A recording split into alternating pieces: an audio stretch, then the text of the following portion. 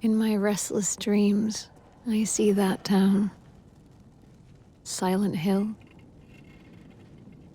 You promised you'd take me there again someday. But you never did. Well, I'm alone there now. In our special place. Waiting for you.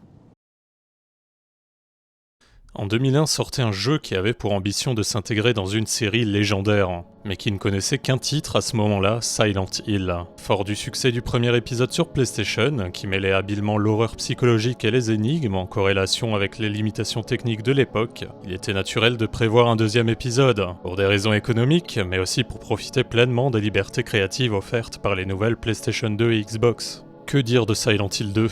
Développé en 2 ans à peine, c'est probablement l'épisode le plus marquant de la saga.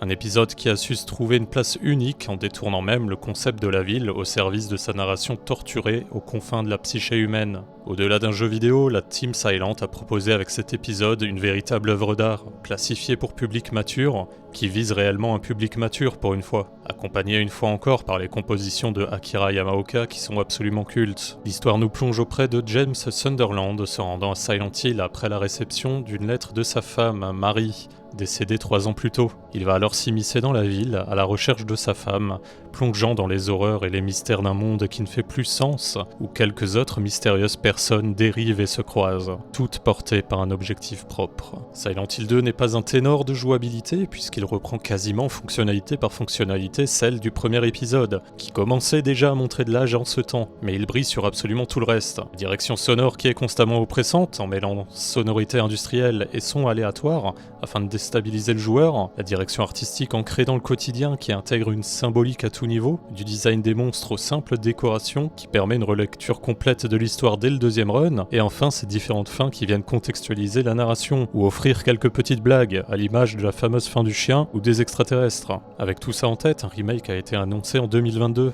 porté par la Bloober Team, un studio polonais qui s'est spécialisé dans la création d'expériences horrifiques particulièrement immersives. Et on peut dire que cette première impression a divisé les foules, tant l'œuvre de base a marqué les joueurs de l'époque. Et moi aussi, je n'étais absolument pas convaincu par les premières bandes annonces, encore moins quand elles tournaient autour du système de combat. J'y voyais un Resident Evil bis, et j'étais quelque peu dégoûté de voir Silent Hill tomber si bas. Alors j'ai lâché l'affaire, et laissé le temps s'écouler. Mais octobre 2024 est arrivé, et les tests sont formels, c'est exceptionnel. Je mets donc mon élitisme de côté pour me plonger dans cette réinvention de Silent Hill 2, et... Oh, je dois dire que ça s'est plutôt bien passé, d'autant plus que ça m'a permis de relancer la version d'origine dans la foulée, tout ça c'est parfait.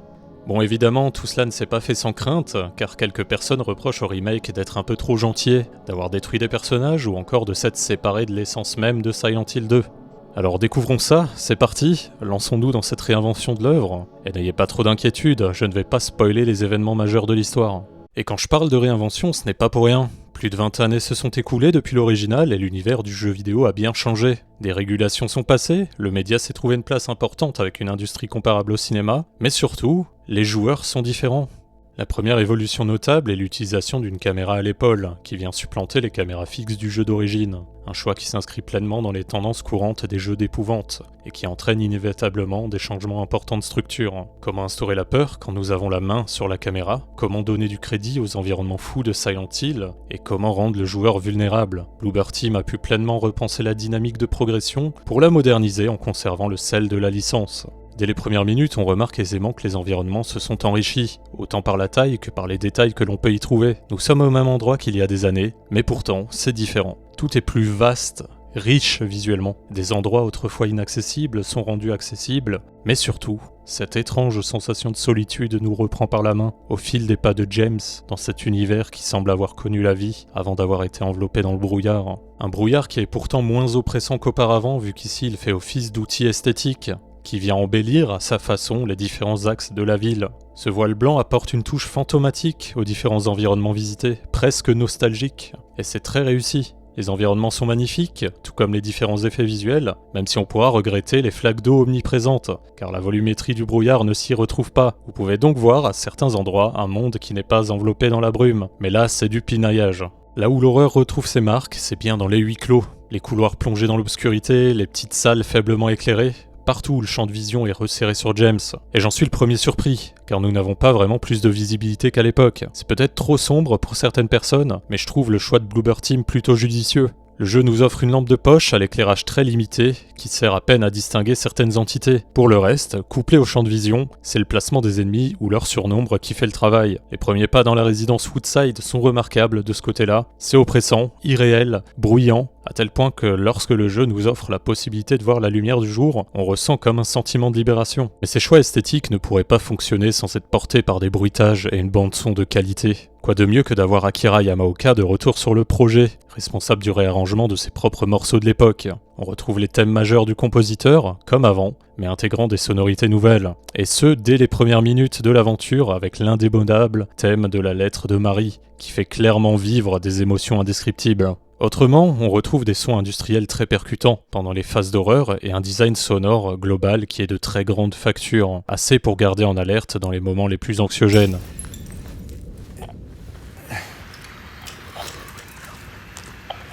Un petit regret cependant, il semble que les sons soient moins aléatoires par rapport à 2001. Pour avoir fait le jeu plusieurs fois, je n'ai pas eu de grande surprise, alors que l'original m'offre encore quelques moments de malaise. Petit point plus technique concernant l'optimisation sur PC, malheureusement le jeu souffre d'une utilisation excessive de ressources et de quelques ralentissements à des endroits clés. Le tout n'est pas en dents de scie et reste totalement jouable, mais on sent que la charge est importante sur les composants. De plus, on retrouve quelques éléments typiques des productions sous Unreal Engine, comme des problèmes de scintillement ou des chargements tardifs de modèles, malgré l'utilisation d'un SSD et d'une très bonne configuration. Mais au-delà de l'esthétique, il y a la jouabilité, car si James est un militaire surentraîné, le studio peut travailler autant que possible sur l'ambiance, ils ne parviendront à rien. De ce côté, Silent Hill 2 ne cherche pas vraiment à réinventer la roue. Bloober Team pioche des idées vers Resident Evil, The Last of Us ou encore Alan Wake, en les réinterprétant pour l'occasion. Ça m'inquiétait avant de me plonger dans l'aventure, mais je dois dire que ça fonctionne plutôt bien globalement, avec un équilibrage constant de la progression. James est lourd. Thanks. Alors attention, je ne parle pas de sa personnalité, mais le personnage en lui-même est plutôt lourd à manier, ce qui le rend plutôt sensible aux attaques adverses, même s'il est toujours possible de faire demi-tour d'une pression de gâchette ou de faire des esquives grâce à un bouton, une intégration qui semble faciliter grandement les affrontements à première vue, mais qui est contrebalancée par le nombre important de monstres dans certaines zones, et surtout, le travail autour de leur comportement.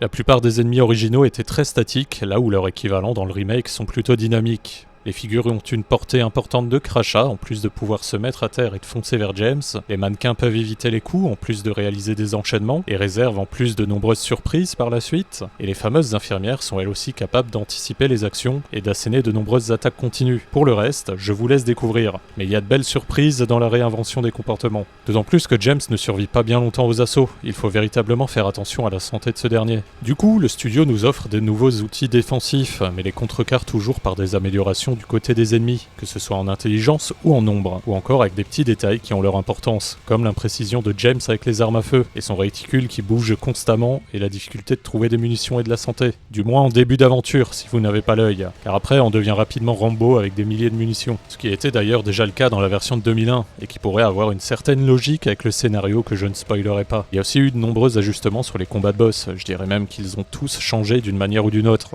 Certains se voient simplifiés, mais encore une fois compensés par un panel de mouvements plus important, et d'autres, comme un fameux papa absolument horrible, disposent d'une séquence complète de très grande qualité, qui je pense est bien plus impactante qu'à l'époque vu le thème représenté. Par contre, ça reste des affrontements très simplistes, dans le sens où il suffira de vider ses chargeurs sur les différents adversaires pour l'emporter.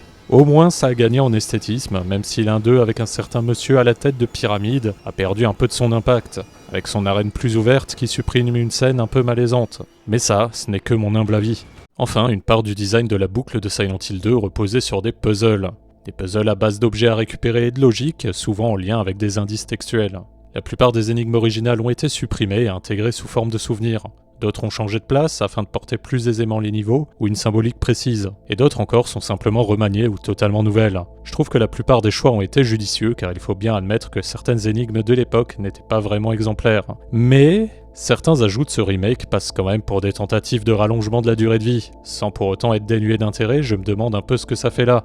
Par exemple la caisse enregistreuse, trouvable en début de jeu, le jukebox qui nous force à visiter des appartements avant le grand passage à Woodside, ou encore celle des poids qui vont nous forcer à faire des allers-retours dans un des plus larges niveaux du jeu. C'est là qu'on en vient au level design de ce remake. L'original était labyrinthique, quitte à perdre le joueur, et je trouvais que ça participait favorablement à l'ambiance, ce fait d'être à la fois perdu, vulnérable et constamment en alerte. Ce côté dédaléen c'est un peu effacé dans ce remake, mais ce n'est pas totalement une mauvaise chose. On change juste d'école de progression, et surtout, le studio profite des évolutions techniques pour rendre la narration environnementale beaucoup plus symbolique. Le Bluebird Team a choisi de prendre le joueur par la main, mais d'une façon intelligente, tout en restant cohérent avec l'idée d'origine. Premièrement, par l'intégration d'une carte des différentes zones visitées, un peu trop facile à trouver d'ailleurs, mais qui retrace la progression et contient des informations des lieux déjà visités. Deuxièmement, et c'est peut-être le plus important, par un level design que je trouve absolument exemplaire. Les zones sont grandes, entremêlées, mais le jeu sait toujours guider le joueur vers son objectif par différents moyens. Des sonorités, un cri, un ennemi, une porte entrouverte, ou des effets de lumière subtils qui viennent briser la pénombre.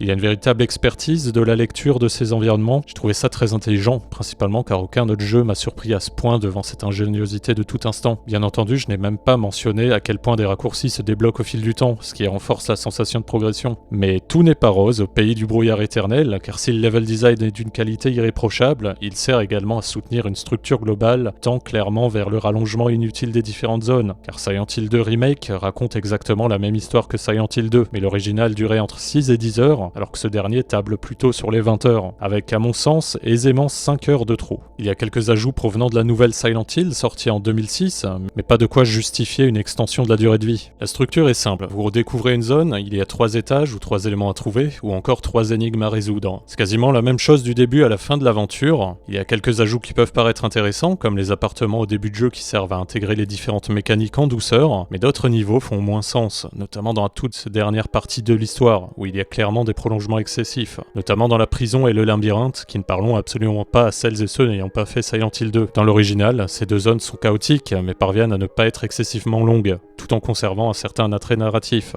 Dans cette réinvention, par contre, on fonctionne strictement en règle de 3. La prison, c'est des allers-retours incessants, même si l'ambiance est excellente.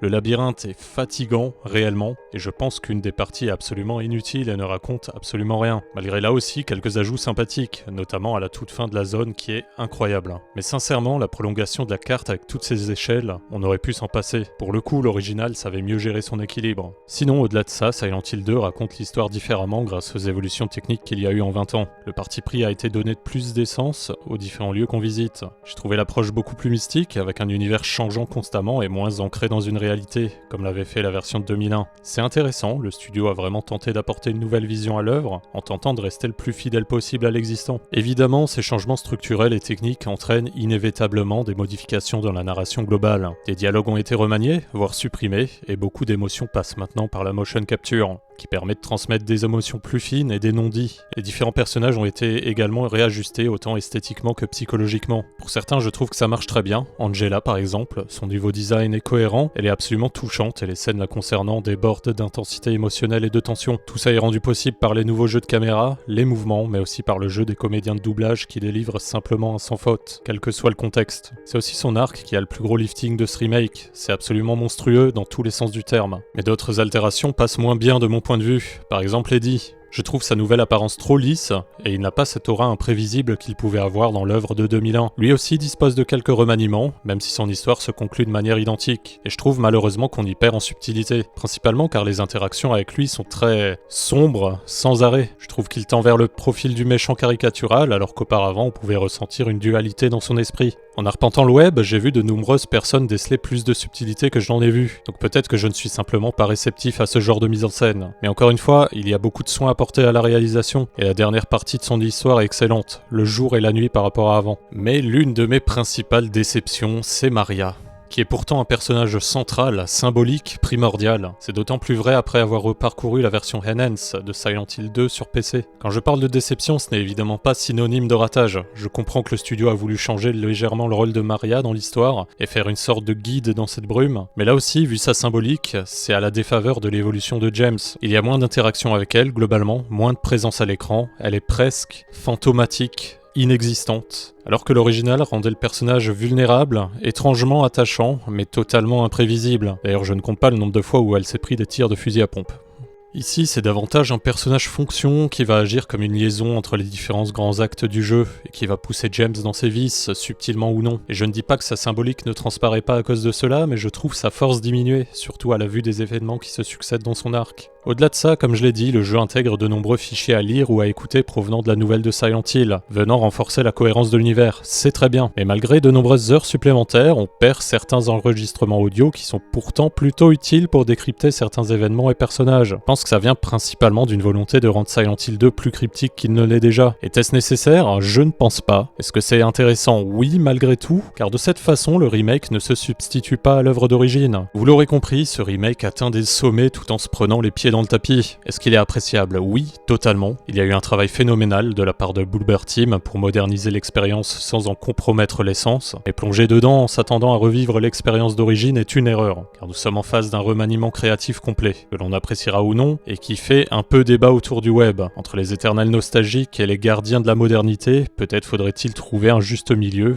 pour ces deux expériences viscéralement différentes. Oui, l'original gère un peu mieux la narration, malgré des doublages parfois désuets, mais la magnification de l'arc d'Angela dans le remake est extraordinaire. Oui, les différentes zones savent mieux s'arrêter dans l'original, mais certaines idées esthétiques apportées par le remake sont percutantes, même si ce dernier a tendance à parfois trop en faire dans des scènes qui mériteraient de respirer. Il est simplement dommage que ce remake reste plutôt statique dans sa structure tout au long du périple de James, là où Bloober Team arrive habituellement à défier nos attentes. Est-ce qu'il s'agit d'une peur de brusquer le grand public? Est-ce qu'il s'agit d'une contrainte d'un cahier des charges? Ou encore un choix de conception délibéré? On ne le saura probablement jamais, mais c'est comme ça.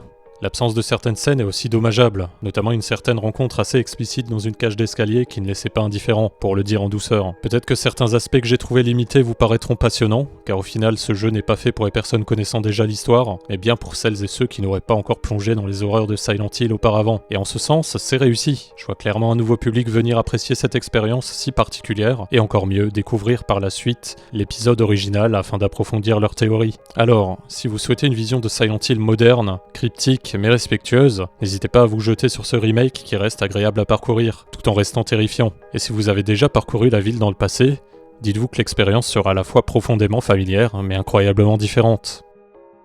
Bonne visite de Silent Hill.